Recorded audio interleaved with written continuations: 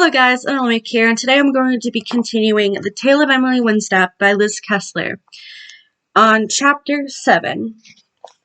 Are you eating that or playing with it? Mom asked over the top of her glasses as I stirred my cereal, watching the milk turn brown and the flakes fade into a soggy beige. What, huh? Oh, sorry. I took a mouthful, then stirred some more. Mom had the Times spread out in front of her. She flicked through the pages, tutting every now and then, or frowning and pushing her glasses further up her nose. How was I ever going to find out what was going on? It's not exactly the kind of thing that crops up naturally at a Sunday breakfast. Oh, by the way, Mom, I've been meaning to ask. I don't suppose you married a merman, had his child, and then never saw him again, or thought to tell your daughter about it, huh? I squelched my cereal against the side of the bowl, splashing milk onto the table. Be careful, sweetie. Mom wiped off the splash from the edge of her paper with her hand. Then she looked at me. Are you all right? It's not like you to ignore your breakfast. I'm fine. I got up and emptied my bowl into the sink. Emily? I ignored her as I sat back down at the table and pulled at my hair, winding it around my fingers. Mom took her glasses off. That meant it was serious. Then she folded her arms, double serious. I'm waiting, she said, her mouth tight, her eyes small. Emily, I said Why do you never talk about Dad? Mom jerked in her seat as though I'd punched her. What? You never talk about my father, I said, my voice coming out quieter this time. I don't know anything about him. It's as though he never existed. Mom put her glasses back on, then she took them off again and got up. She turned on one of the gas burners, put the kettle on, and gazed at the flickering flame. I don't know what to say, she muttered eventually. Why not starting by telling me something about him? I want to, darling. Of course I want to. So how come you never have? Her eyes had gone all watery, and she rubbed them with the sleeve of her sweater. I don't know. I just can't. I can't do it. If there's one thing I can't bear, it's Mom crying. Look, it's okay. I'm sorry. I got out of my seat and put my arms around her shoulders. It doesn't matter. But it does. She wiped her nose with the edge of the tablecloth. I want to tell you, but I can't. It's okay, Mom. Honest. You don't have to tell me. But I want to, she sobbed. I just can't remember. You can't remember? I let go and stared at her. You don't remember the man you married? She looked at me through bloodshot eyes. Well, yes, no, sometimes I think I remember things, but then it just goes again, disappears. Disappears? Just like he did, she said quietly, her body shaking, her head in her hands. I can't even remember my own husband, your father. Oh, a terrible mother. Don't start that, I sighed. You're a great mother, the best. Really?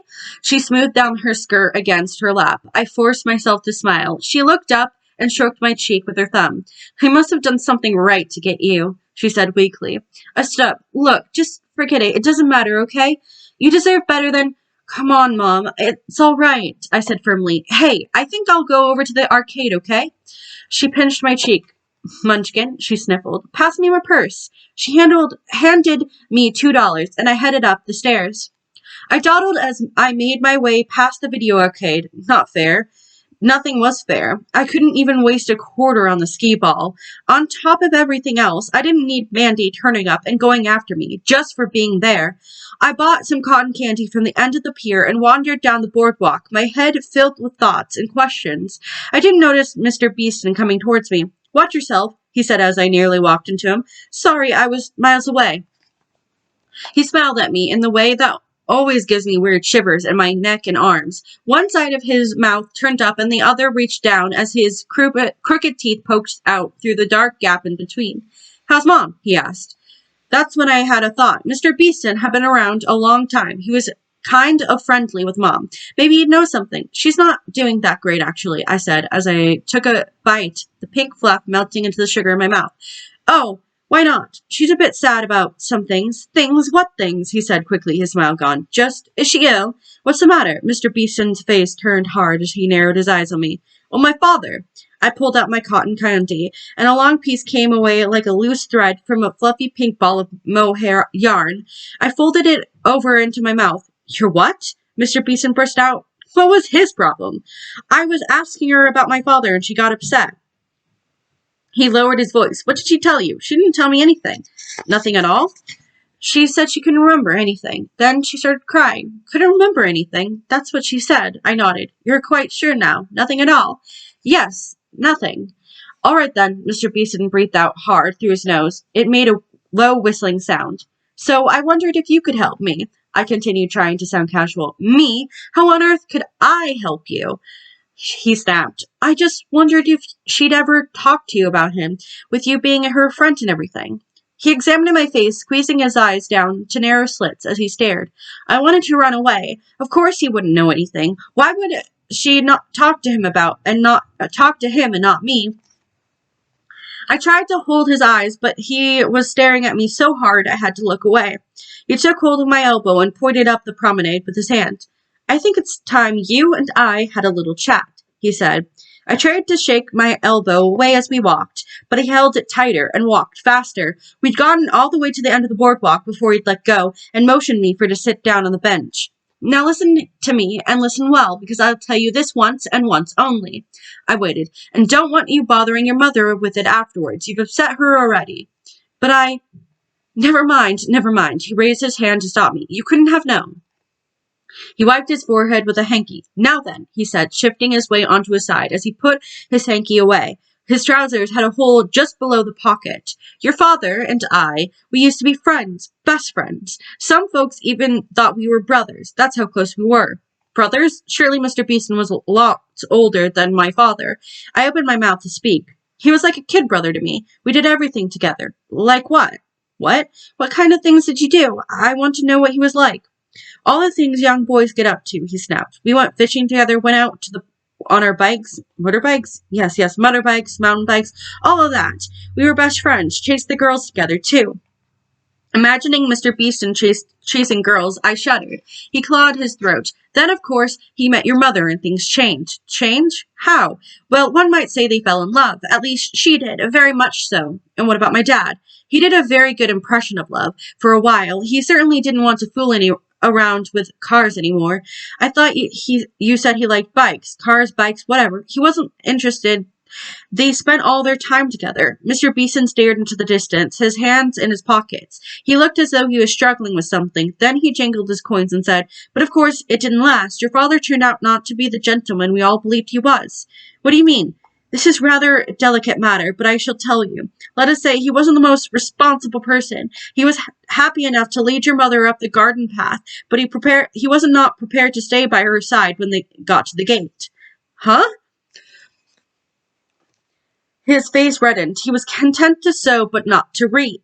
Mr. Beeston, I don't know what you're talking about. Good grief, child, I'm talking about responsibility, he snapped. Where do you think you came from? Do you mean he got my mom pregnant with me and then ran off? Yes, that is exactly what I mean. Why didn't you say so then? I wanted to say, but didn't dare ask. Mr. Beeston looked so angry. So he left her? I asked, just to make sure I'd got that right. Yes, he left her. He replied through tight lips. Where did he go? That's just it. No one ever heard from him again. The strain was obviously too much for him, he said sarcastically. What strain? Fatherhood, good-for-nothing slacker, never willing to grow up and take responsibility. Mr. Beeston looked away. What he did, it was despicable, he said, his voice becoming raspy. I will never forgive him. He got up from the bench, his face hard and set. Never, he repeated. Something about the way he said it made me hope I'd never get on his wrong side. I followed him as we carried on along the boardwalk. Didn't anybody try to find him? Find him? Mr. Beeston looked at me, but it was as though he were seeing right through me. His eyes wouldn't meet mine. Find him? He repeated. Yes, of course we tried. No one could have done more than I did. I traveled around for weeks, put up posters. We even had a message on the radio begging him to come home and meet his daughter? Mr. Beeson didn't reply. So he never even saw me? We did everything we could. I looked down the wide boards of the promenade, trying to take in what I'd heard. It couldn't be true, could it? A young couple ambled towards us, the man holding a baby up in the air, the woman laughing, a spaniel jumping up between them. Oh, I read that wrong. A spaniel jumping up between them. Farther down, an elderly couple were walking slowly against the wind, arms linked. I think I need to go now, I said. We'd walked all the way around the lighthouse. Mr. Beeson pulled me back by my arm. You're not to talk to your mother about this, do you hear me? Why not? You saw what happened. It's far too painful for her. He tightened his grip, his fingers biting into my arm. Promise me you won't mention it. I didn't say anything. Mr. Beeson looked hard into my eyes. People can block things out completely if the memory is too much to cope with. That's a scientific fact. There will be all sorts of trouble if you try to make her talk about this. He pulled on my arm, his face inches from mine. And you don't want trouble, do you? He said in a whisper. I shook my head. Do you? He repeated with another yank on my arm. No, of course not. My voice wobbled. He smiled, his wonky smile at me, and let go of my arm. Good, he said. Good. Now will I be seeing you when I come over this afternoon? I'm going out, I said quickly. I think of something to do. I couldn't cope with Sunday coffee with Mom and Mr. Beeston, especially now. Very well, tell your mother I'll be over at 3 o'clock. Yeah. We stood by the lighthouse for a moment. I had a vision of him throwing me inside and locking me in. Why would he do that? He'd never done anything to hurt me before today. I rubbed my arm. I could still feel the pinch of his fingers digging into my skin, but it was nothing compared with the disappointment I felt in my chest. Jake wasn't my father, after all. If Mr. Beeston was to be believed, and he had no reason to lie, did he? Nothing made sense anymore. Now let's see. Where's the... Mr. Beeson talked to himself as he fumbled with his keys. He had about 5 keys rattling on a long chain, but then he gasped, What? What's wrong? He ignored me. It can't be missing. It can't be. He felt in his pants pockets, pulling the insides out, and shaking out his handkerchief. It was there. I'm sure of it. The lighthouse key? No, not the lighthouse key. He stopped fumbling and looked at me as if he'd only just remembered. It was there. I was there, his eyes dark and hard. You're still here, he said. Go on, leave me alone. But don't forget our chat. It's between you and me. Remember, you don't want to cause any trouble. Then he unlocked the lighthouse door. I've got some important things to do, he said, squinting into my eyes. He added, I'll see you again soon. For some reason, it sounded like a threat. Before I had a chance to say anything else, he'd slipped inside and shut the door behind him. A second later, a bolt slid across. As I turned to leave, I kicked something up in the dust. It glinted at me. A key ring. I picked it up. There was a brass plate on the ring with crystals around the edge. There was a picture of a pitchfork or something engraved on the side. 2 keys hung from the ring, one big and chunky, and the other a little metal one, same as Mom has for our suitcase. A tiny gold chain hung from the plate. A clasp at its other end was broken and open. I banged on the lighthouse door and waited. Mr. Beeston, I called. I banged once more. Nothing. I looked at the key ring again, running my fingers over its crystal edge. Oh well, I could always give it to him back another time. I buttoned the key ring into my pocket and headed home.